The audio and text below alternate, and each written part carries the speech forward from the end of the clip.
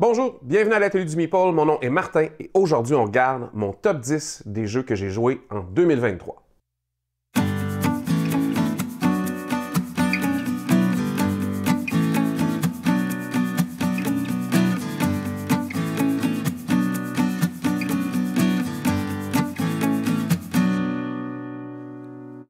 Alors, j'ai joué à énormément de jeux en 2023, encore une fois. Il y en a beaucoup dans ma collection, puis j'en joue beaucoup avec des amis qui ont des collections encore plus grandes que la mienne. Alors, j'ai énormément de jeux à tester à chaque année et je ne m'en plains pas. J'adore apprendre des nouveaux jeux. Par contre, ils ne sont pas tous égaux. Et certains, on est très content de jouer, certains, on est moins content de jouer déjà. Mais ça reste toujours une expérience très enrichissante que d'apprendre des nouveaux jeux. Ça garde l'esprit très alerte et ça permet aussi de voir des nouvelles façons, souvent, de jouer des mécaniques de jeu qu'on connaissait déjà. En partant, je vais vous dire que je n'ai pas joué à tous les jeux qui sont sortis en 2023, même ceux que j'ai dans ma collection. Il y en a quelques-uns que je n'ai pas encore joué et ceux-là aussi, je voulais vous en parler. Alors, j'ai acheté quelques jeux que je n'ai pas encore joués, dont les Érudits du Tigre du Sud, qui sont ici dans ma collection. Alors, c'est arrivé. J'ai pas eu le temps de passer à travers toutes les règles encore. C'est un des gros jeux de cette collection-là, c'est-à-dire un des plus complexes. J'ai bien hâte de jouer. L'idée, c'est de traduire des parchemins vers l'arabe pour le sultan. Alors, de toutes sortes de régions autour, si vous voulez, de ce monde-là. Alors, ils peuvent être en grec, en chinois, en plein d'autres langues, et on doit les traduire vers l'arabe. La mécanique semble très intéressante. C'est du placement de dés et de meeple. Alors, j'ai bien hâte de voir ça. J'ai aussi commencé à lire les règles de Zhanguo. Zhanguo, c'est une réédition. Alors, le jeu a l'air magnifique. J'ai bien hâte de pouvoir jouer à ça aussi. J'ai Dompierre, quelque part ici dans ma collection. Oui, juste là où on pousse. Que j'ai pas joué encore. C'est un autre jeu où on doit faire du vin. Et c'est une thématique, moi, quand il y a de l'agriculture, que j'aime bien. J'aime les plantes. J'aime ça...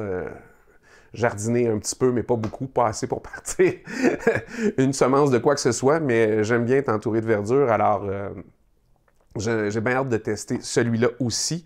J'ai Jiangnan aussi. Jiangnan qui est prêt à... Je l'ai, j'ai dépunché, il reste juste à lire les règles. C'est un jeu qui se passe dans la Chine antique, alors j'ai bien hâte de lire ça aussi. Et White Castle. White Castle est arrivé depuis quelques semaines déjà et j'ai pas trouvé le temps de le tester encore. Alors ça me manque un petit peu ce bout-là parce que c'est un plus petit jeu, si vous voulez, en termes de format de boîte, mais qui a l'air d'avoir un jeu quand même assez intéressant en arrière. J'ai une mention spéciale aussi pour un jeu qui a été disponible ici qu'à la fin de l'été au Québec, et c'est Fédération. Fédération qui est un jeu de placement d'ouvriers, si vous voulez, à mi-chemin entre le placement d'ouvriers et la sélection d'actions, si vous voulez. C'est plus du placement parce qu'on bloque les autres, mais on sélectionne des actions sur le board qui sont de façon bien précise, ordonnées. C'est une nouvelle mode, là. J'ai vu ça dans un jeu dans deux jeux que je vais vous parler dans mon top 10. Alors, j'ai bien hâte de pouvoir rejouer à Fédération également. J'ai bien apprécié ma game. Alors, en 10e position, j'ai le jeu Kutna Hora. Kutna Hora, c'est un jeu où on devra exploiter des mines entre autres d'argent, si vous voulez.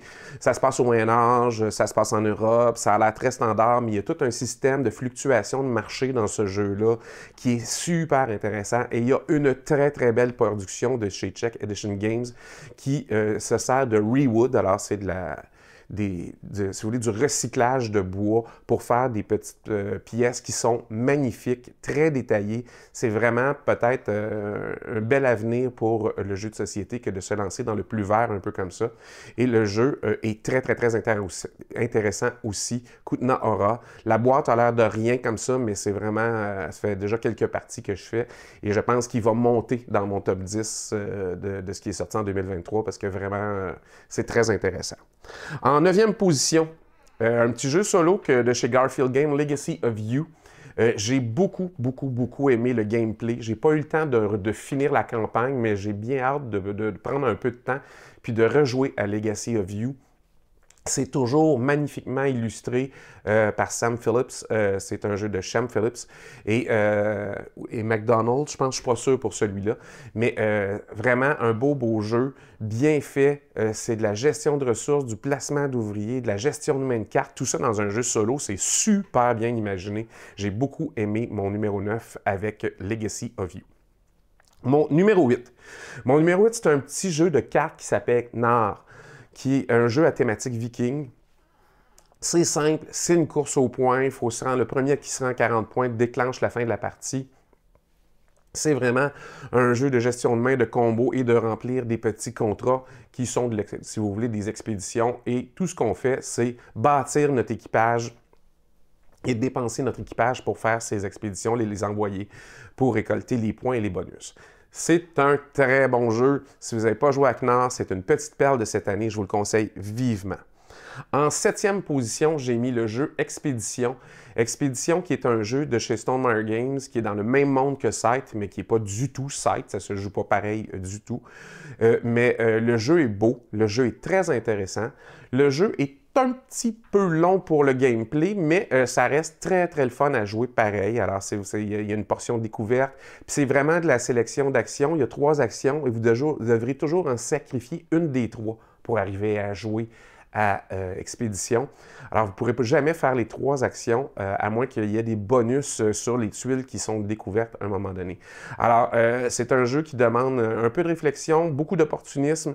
Il ne faut pas laisser passer notre chance et qui vient avec des factions asymétriques. Alors, c'est quand même très intéressant. Expédition, si vous ne l'avez pas testé, essayez ça. Ça vaut la peine. Si vous avez aimé le monde de Scythe, c'est exactement le même monde. Alors, vous allez avoir des illustrations aussi belles, tout ça. Si vous avez aimé le gameplay de Scythe, c'est complètement autre chose. Renseignez-vous avant. C'est peut-être pas pour vous dans ce cas-là. Alors, ça, c'était numéro 7. Numéro 6, c'est un petit deck builder qui s'appelle After Us. After Us, c'est la planète des singes, le deck building, si vous voulez. Alors, les humains ont disparu et les singes reprennent possession, si vous voulez, petit à petit de la planète et des vieilles technologies qu'on a laissées. C'est un truc, c'est aussi une course, un peu comme dans Knar, sauf que c'est une course aux 80 points, si ma mémoire est bonne. Alors, le premier qui arrive déclenche la fin de la partie. Mais c'est vraiment magnifique. C'est magnifique.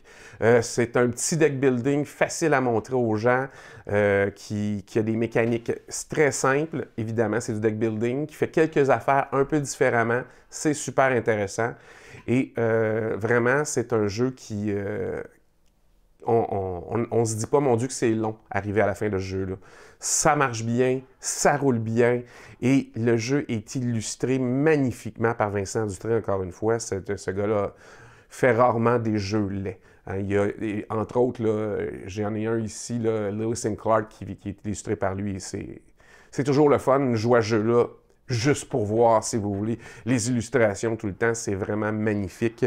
After Us, je vous le conseille aussi à jouer. Après ça, en 5e position, c'est le jeu Hurt de Maxime Tardif, un jeu québécois, si vous voulez, dans sa conception. C'est un jeu de combo, vraiment de gestion de votre main de cartes,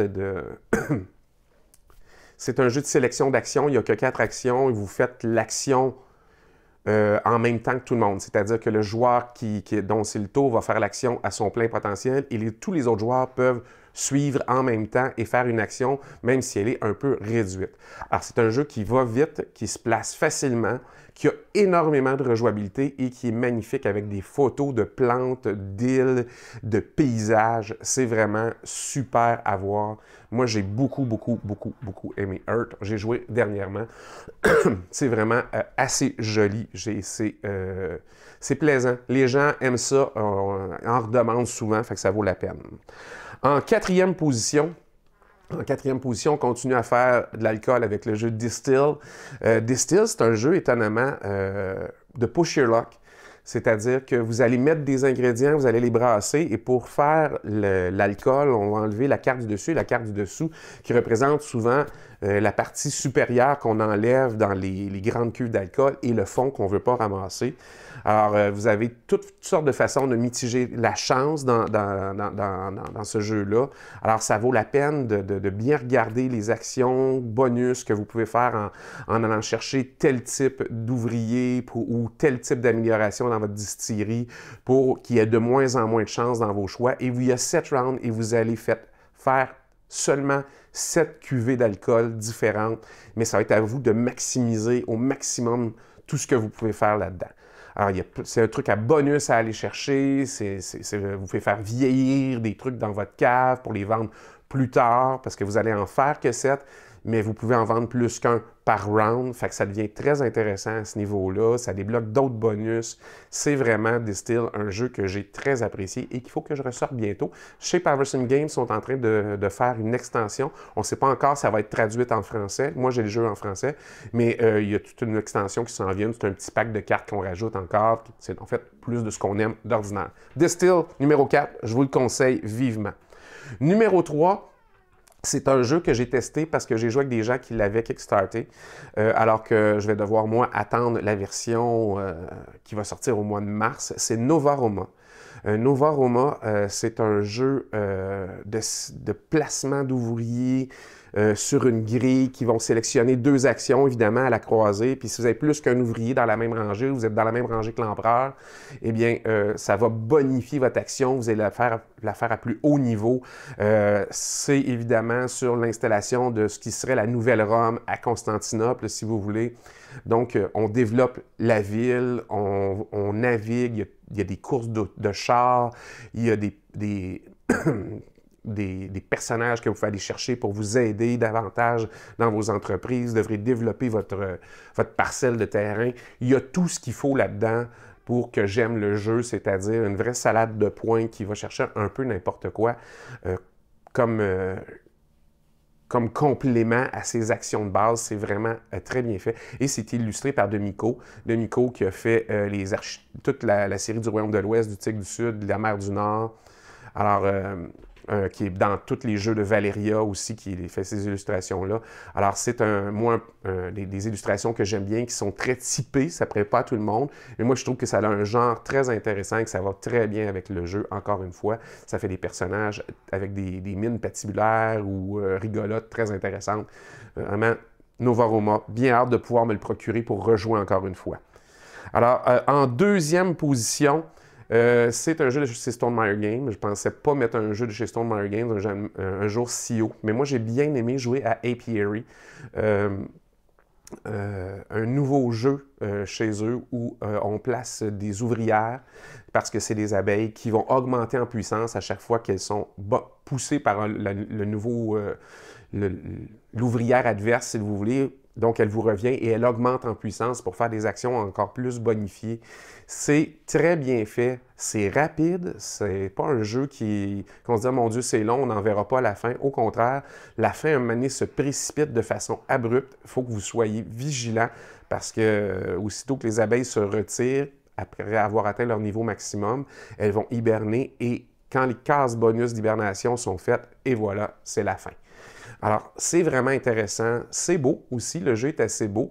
La thématique est très, très, très plaquée. Il aurait pu mettre à peu près n'importe quelle autre thématique. À l'origine, c'était une thématique d'abeilles simple et ils ont mis un truc de l'espace pour que ça fasse un peu différent parce que quand c'était en développement, il y a eu plein de jeux, si vous voulez, qui ont sorti avec des thèmes d'abeilles. Alors, ils ont bifurqué un peu sur la thématique pour nous présenter autre chose. Ça fonctionne bien. C'est pas plus grave que ça que la thématique soit pas super. Elle est intégrée, si vous voulez, mais c'est plutôt plaqué par-dessus des mécanismes qui fonctionnent très, très bien. Mais les illustrations restent magnifiques. C'est assez joli et assez simple. Et en première position, padam! En première position, c'est le jeu Barcelona. Barcelona qui, pour moi, est un des meilleurs jeux de l'année. Pourquoi? Bien, c'est un placement d'ouvriers qui sélectionne des actions en croisée. C'est pas la première fois que je vous en parle dans cette vidéo-là, mais c'est probablement un des mieux faits. Alors, on reconstruit la ville de Barcelone sur une grille de 4x4 et dans les rues et les intersections, on va mettre deux petits tokens où il y a des personnages, soit des des personnages qui sont de la classe ouvrière, si vous voulez, des gens un peu plus fortunés et des riches, et qui vont vous permettre de construire des affaires différentes. Alors, vous les posez, et en haut et en bas, et sur le côté, si vous voulez, il y a des actions. Donc, à l'intersection, ça choisit les deux actions. Et si vous prenez au centre, il y a tout un Broadway, c'est-à-dire une rue transversale, qui peut vous donner une troisième action. Alors, ça, c'est le jeu de base. Il est fait comme ça, mais vous avez des petits tokens pour remplacer toutes les actions, c'est-à-dire les mixer. Et ça permet une rejouabilité assez extraordinaire pour Barcelona. Et en plus de ça, le jeu est brillamment présenté, c'est-à-dire que c'est facile à expliquer. Vous n'aurez pas de difficulté. Il y a des rappels partout sur les tuiles, sur le board, de comment ça se joue, comment ça se fait, c'est quoi les bonus. Vous avez un tableau personnel, vous devez libérer de l'espace dans votre entrepôt, puis ça vous donne des bonus. C'est une salade de points assez traditionnelle à ce niveau-là. Et comme dans toutes ces salades de points-là, ben, l'idée, c'est d'aller chercher les petits points de plus qui vont vous faire passer en avant des autres à chaque fois. Et ça peut être des games qui sont malgré tout assez serrés. Votre première partie pourrait vous laisser un peu derrière, mais rapidement, vous allez être capable de jouer à ce jeu-là de façon efficace et c'est une pure merveille. Alors, mon numéro 1 cette année, c'est Barcelona pour sa simplicité quand vient le temps d'expliquer les règles, sa profondeur et sa complexité dans ses possibilités de jeu, si vous voulez. Et c'est pour moi quelque chose qui en fait un très, très bon jeu. Et c'est encore une fois un jeu qui n'est pas si long que ça à jouer, alors qui peut être sorti avec à peu près tous les publics. Alors, j'espère que vous avez aimé ça. Dites-moi dans les commentaires, c'est quoi pour vous le jeu de 2023, lequel vous avez préféré et lequel vous auriez peut-être pensé voir dans ma liste, mais que vous n'avez pas vu du tout. Bien intéressé à savoir ce qui vous a plu à vous en 2023. On se revoit la prochaine fois. En attendant, amusez-vous.